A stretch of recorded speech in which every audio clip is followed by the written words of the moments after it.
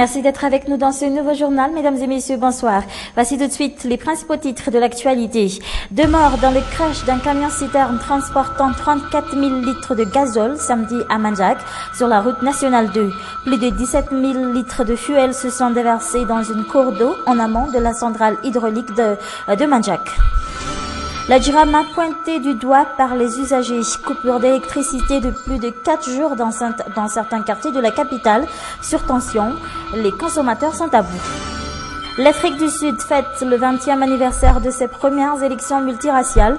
Célébration sans enthousiasme. 20 ans après, beaucoup de Sud-Africains ressentent encore les inégalités dans la société sud-africaine.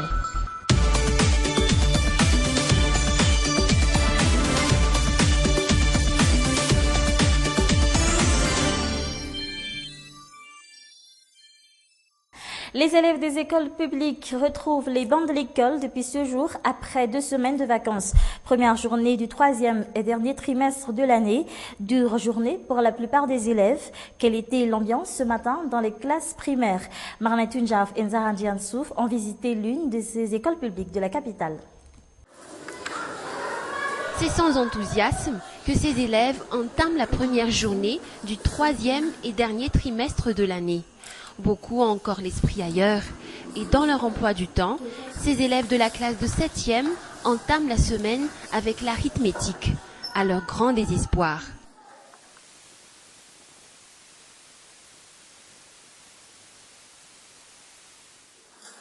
Dur de se retrouver en calcul après quelques semaines de vacances et leur enseignante ne peut rien y faire. D'ailleurs, cette matière est l'une des bêtes noires de ces élèves. Ils sont un peu rouillés à cause des vacances. Ils ont vraiment eu du mal à se rappeler des tables de multiplication et c'est ce que nous allons rattraper durant ce 3e trimestre. Ces élèves de 7e disposent donc de 2 semaines pour acquérir le reste des leçons de calcul prévues par le programme scolaire. Mais il n'y a pas que les calculs, les élèves peinent aussi à apprendre les langues étrangères. J'ai des problèmes avec l'histoire car il a beaucoup de chiffres à retenir. Français. J'ai du mal à utiliser la langue française. Pour ce 3e trimestre, les enseignants doivent renforcer les connaissances de leurs élèves pour un meilleur résultat aux examens officiels. Et pour JAJV, la directrice de cet établissement mise sur la collaboration avec les parents d'élèves. Notre objectif est d'obtenir un taux de réussite de 100% aux examens officiels. C'est pour cela que nous devons travailler dur pour y arriver. Mais cela dépend aussi de la volonté de Dieu et des élèves qui fournissent beaucoup d'efforts dans leurs études. Nous avons donc dit aux parents de les encadrer une fois à la maison, de respecter les heures de révision, mais aussi les heures de loisirs. De l'ambition, ces établissements scolaires en a beaucoup.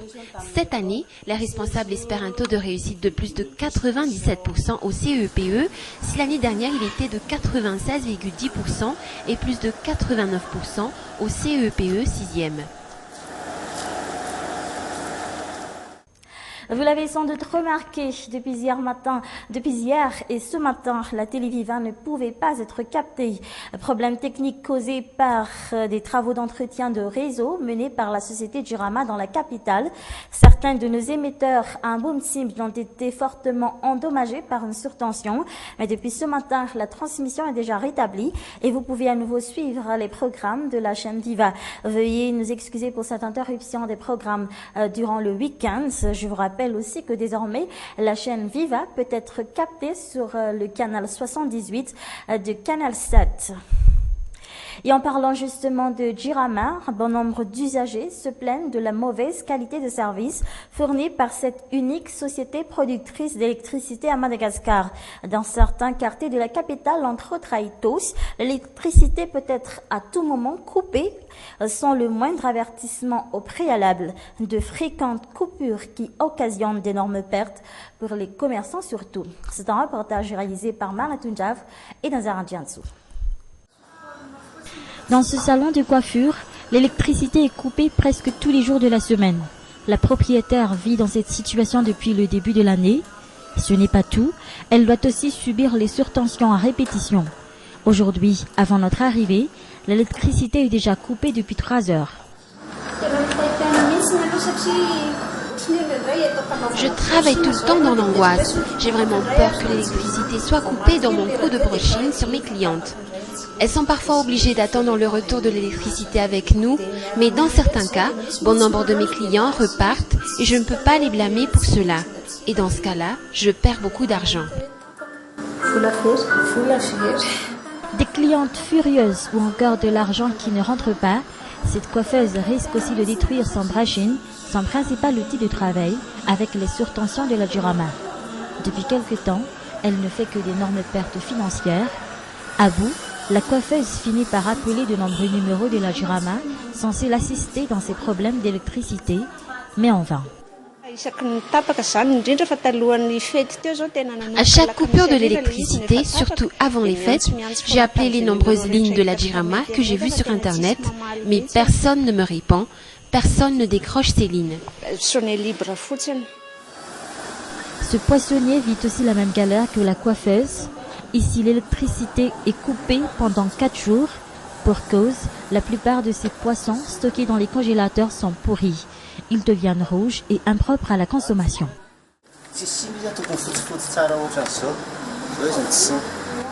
Voici les poissons encore consommables, et ceux-ci sont pourris. Nous les avons dégivrés pour les sécher, et voilà, ils sont pourris. Je ne sais plus combien de kilos de poissons sont pourris. Nous avons déjà jeté une partie de ces poissons pourris, et nous avons donné une partie des poissons encore consommables aux familles en difficulté dans notre quartier. Le reste, nous l'avons jeté aux poubelles.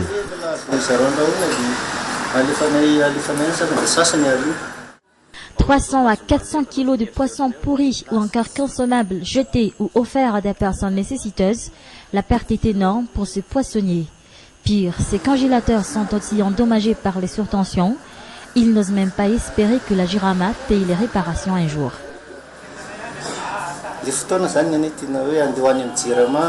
Je n'ai pas le temps d'aller chez eux pour demander ça. C'est aussi une perte de temps. Je pense que les démarches seront longues. Ce sont eux qui doivent aller chez les gens pour leur demander s'ils ont des problèmes avec le courant en utilisant leur appareil électroménager ou les autres appareils. Ce sont eux qui doivent faire un arrangement avec les usagers pour les réparations.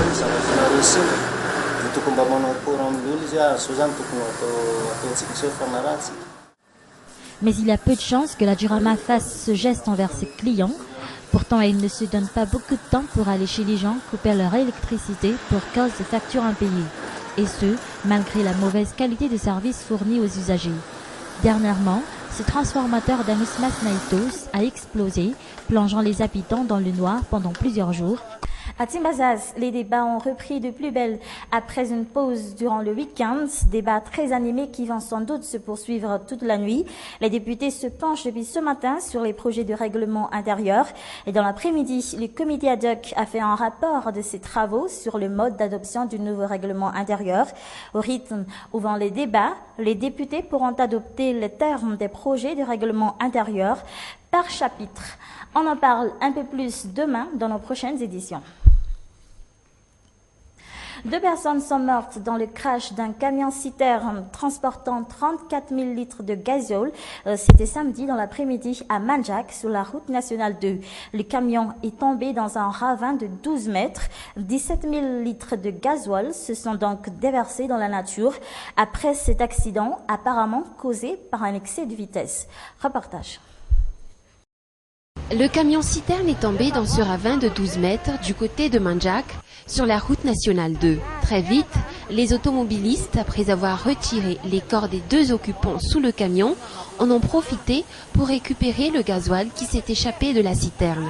De simples bouteilles plastiques, bidons ou encore jerrycans, tout est utilisé pour avoir sa part de gasoil, du gasoil gratuit. En provenance de Tuamasen, ce camion-citerne finit sa course dans ce ravin vers 14 heures. Apparemment, l'accident est causé par un excès de vitesse. Les secouristes, en majorité des passagers des taxis Brousse desservant cet axe, ont eu du mal à extraire les 2 corps, écrasés par la partie avant du poids lourd. Le chauffeur est tué sur le coup, son assistant est mort à l'hôpital de Manzakanjin. Ils sont respectivement âgés de 38 et de 25 ans. Mais l'accident n'a pas fait que des pertes humaines. 17 000 litres de gasoil se sont déversés dans la cour d'eau en amont dans la centrale hydraulique de la Jirama et l'a polluée. Les experts en dépollution et de récupération de déchets sont dépêchés sur place pour décontaminer les zones infectées. L'accident a créé un embouteillage monstre sur la RN2 à cause des nombreux automobilistes et passagers qui se sont arrêtés pour récupérer le gasoil. La route nationale 2 est souvent le théâtre de ce genre d'accident mortel.